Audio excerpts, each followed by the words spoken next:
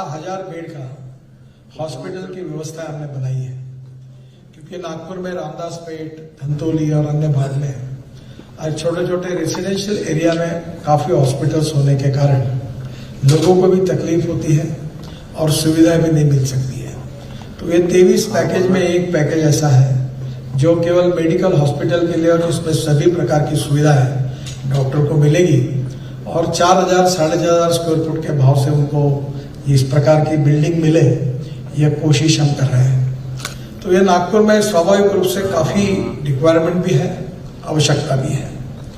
मैं विशेष रूप से कुछ बातों के लिए मैडम को सुझाव देना चाहूंगा कि 6 बजे के बाद पेशेंट, मैं अभी ग्रास रूट पर काम करता हूँ, कल ही मुझे 2000 लोग मिले 3 बार, और पब्लिक में आम आदमी मिलने के लिए आते हैं, तो साधारणतः उनकी तकलीफों का पता चल जाता है। तो 6 बजे के बाद यहाँ एडमिशन मिलती नहीं, ये एक सामूहिक तकरार है, और कब तकलीफ होती है भरोसा नहीं होता, और इसलिए 24 आवर लोगों को एडमिट करने के बारे में निश्चित रूप से सुविधा मिलनी चाहिए। इसके साथ साथ जो हमारे यहाँ लीवर ट्रांसप्लांटेशन है और यहाँ सिकल सेल की विशेष रूप से बीमारियां हैं, जिसके कारण बोन मैरो की ट्रीटमेंट के लिए अभी WCL से हमने डोनेशन में लेकर रिलायंस हॉस्पिटल मुंबई में ये व्यवस्था की। पर ये सब यहाँ सिकल सेल और विशेष रूप से ये जो थैलेसेमिया है, इसकी बहुत बड़े प्रमाण पर रुग्ण पूर्व विदर्भ में है। भंडारा, गोंदिया, चंद्रपुर, गढ़चिरौली और नागपुर जो शेड्यूल कास्ट है और शेड्यूल ट्राइब, ये 2 कम्युनिटी में 70% 75% ये प्रॉब्लम है, और उसमें फिर से शादियां होने के कारण और बढ़ते जा रहा है। इस पर रिसर्च करके इसका उपाय ढूंढना ये सबसे बड़ी आवश्यकता है, प्राथमिकता भी है। तो मैं निश्चित रूप से हमारे एम्स का उपयोग, जो लोगों को सभी प्रकार की ट्रीटमेंट यहाँ मिले, ऑर्गन ट्रांसप्लांटेशन की बड़ी बात है, और धीरे धीरे यहाँ अच्छे ऑपरेशन थिएटर्स हैं, अच्छे डॉक्टर्स हैं, तो धीरे धीरे जो स्पेसिफिक रूप से जो इलाज हमारे विदर्भ में नहीं हो सकता, जिसके लिए दिल्ली और मुंबई जाना पड़ता है, उन गरीब लोगों को वो सभी प्रकार की सुविधाएं एम्स में मिलेगी, तो निश्चित रूप से बहुत बड़ा फायदा होगा। आज नागपुर एक मेडिकल हब के रूप में काफी तरह विकसित हुआ है। विदर्भ से, मध्य प्रदेश से, छत्तीसगढ़ से काफी बड़े प्रमाण पर गरीब लोग यहाँ आते हैं। गढ़चिरौली जिला जो है वो एस्पिरेंट डिस्ट्रिक्ट है और विशेष रूप से ट्राइबल डिस्ट्रिक्ट है, वहां भी सुविधा का अभाव है।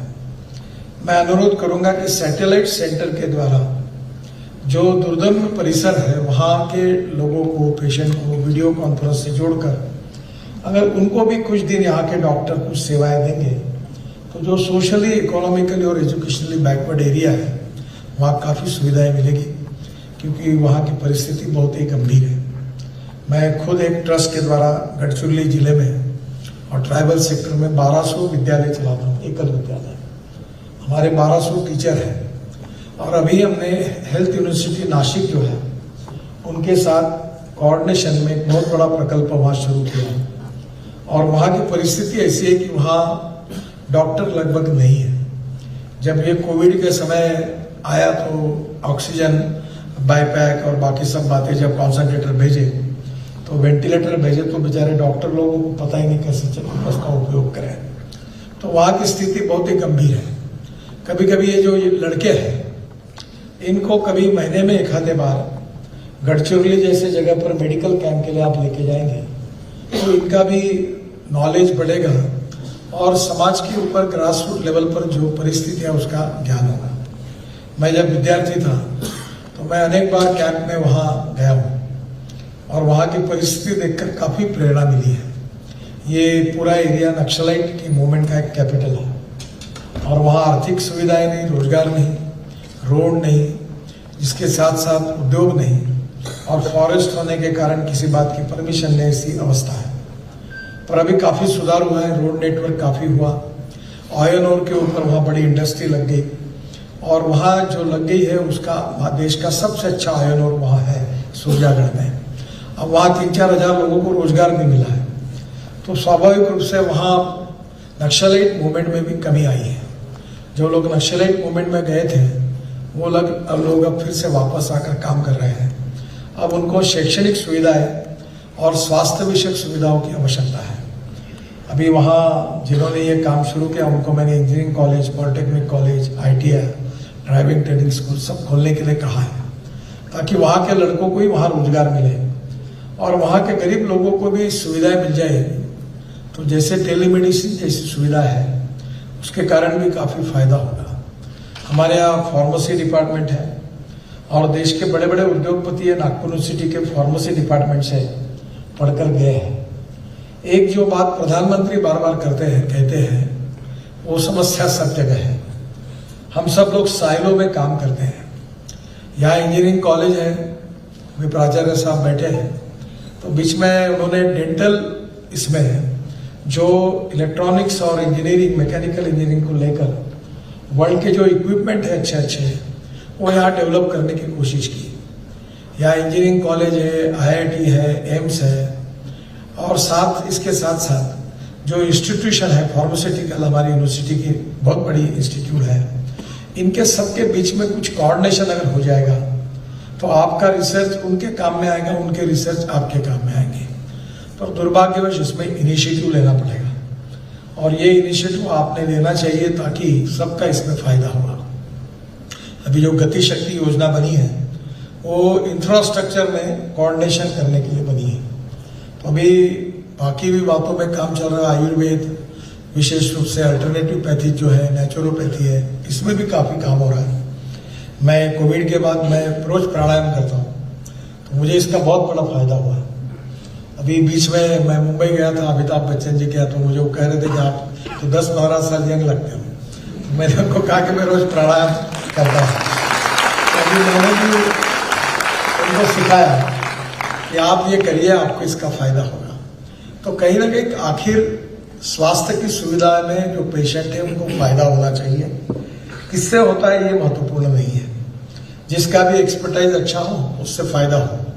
तो मुझे लगता है कि ये काफी अपेक्षाएं एम्स से नागपुर की जनता की है और सरकार की पद्धति जो होती है कि उसमें जल्दी निर्णय नहीं होते और इसलिए आप पहला काम करिए कि आपके जो काम नहीं होते मुझे बताइए। I know the skill how to get it done.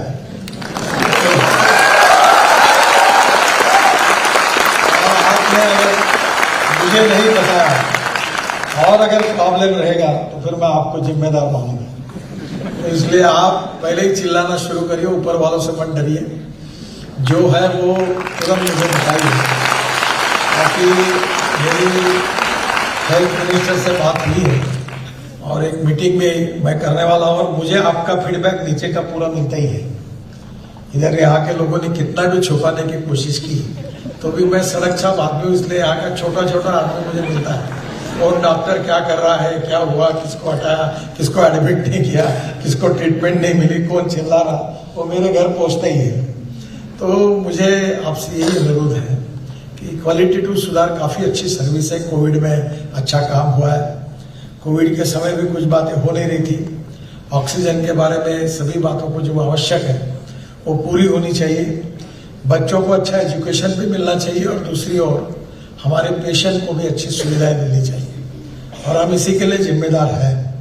और इसलिए मैं जब आया था तो मैंने कंस्ट्रक्शन की काफ़ी तकरारी की थी और आपके सेक्रेटरी तक और मिनिस्टर तक ने लगभग मेरी गालियां खाई है, क्योंकि एक ही काम, यही काम और बाजू का काम एक ही कॉन्ट्रैक्टर ने किया है और जो दूसरा काम हुआ है उसकी कॉपी अब देश कर रहा है। जो IIM का काम हुआ है उसका डिजाइन, उसका सब बातों की तरफ मैंने बारकाई से ध्यान देकर किया। और यहाँ मेडिकल डिपार्टमेंट जिनका काम डॉक्टर की का था, उन्होंने कंस्ट्रक्शन का काम और PMC अपने हाथ में ली और गलतियां बहुत सी की। वैसे उनका जिसका काम जो है वो उसी ने करना चाहिए। तो स्वाभाविक रूप से अब आज का हॉल तो मुझे अच्छा लग रहा है, कम से कम ये अच्छा बना और काम अगर कोई ठीक नहीं होगा तो उसको मैं छोड़ूंगा भी नहीं, क्योंकि ये जनता की संपत्ति और मैं जनता का ट्रस्टी हूँ। तो एक पैसे के लिए हम जिम्मेदार हैं। तो निश्चित रूप से अच्छा काम हुआ, इसलिए मैं आपको बधाई भी देता हूँ। और आने वाले समय में देश का एक टॉप मोस्ट हमारा ये मैंने यही हमारी इच्छा है। हमारा शहर में अब ऐसी चीजें हैं कि हम 7-8 जगह पर अब इंटरनेशनल स्टैंडर्ड के बराबर हुए हैं। हमने जो म्यूजिकल फाउंटेन बनाया है वो वर्ल्ड का पहला फाउंटेन है जो फ्लोटिंग है और जो 60 मीटर तक ऊपर जाता है, जो वर्ल्ड रिकॉर्ड हुआ है। हमारे यहाँ पहली बार ऐसी मेट्रो बनी है कि नीचे में रोड है, ऊपर में ब्रिज है और उसके ऊपर में मेट्रो बनी है। और मैं अभी इसके आगे भी ये जो फ्लाईओवर है वो भी डबल लेकर आपके एम्स में आने के लिए जो रोड है उसको भी डबल लेकर फ्लाईओवर बनाने का काम शुरू करने वाला हूँ।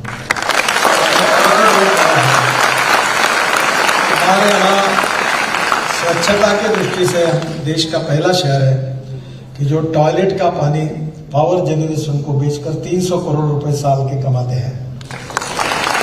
ये विशेष रूप से अब एम्स खुला है, IIM खुला है, IIT खुला है, लॉ स्कूल है हमारे यहाँ।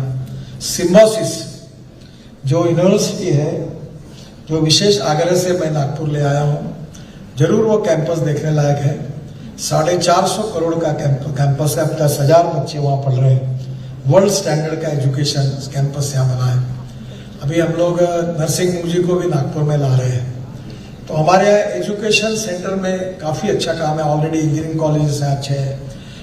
Lakshman Narayan institute of technology है, इसको हम अभी डीम यूनिवर्सिटी बनाने के पीछे पड़े हैं। हमारी यूनिवर्सिटी को भी अभी काफ़ी पुरानी है, जिसके कारण उसका भी इतिहास बहुत बड़ा है। तो मुझे लगता है कि यहाँ जो कुछ डेवलपमेंट हो रही है उसमें मिहान जहाँ आपका परिसर है उसका भी काफ़ी अच्छा प्रोजेक्ट है। अब कुछ कमियां हैं मेरे नज़रों में। मैं जब आता हूं तो गंदे रोड और सब साफ सफाई कुछ होती नहीं देखता हूं।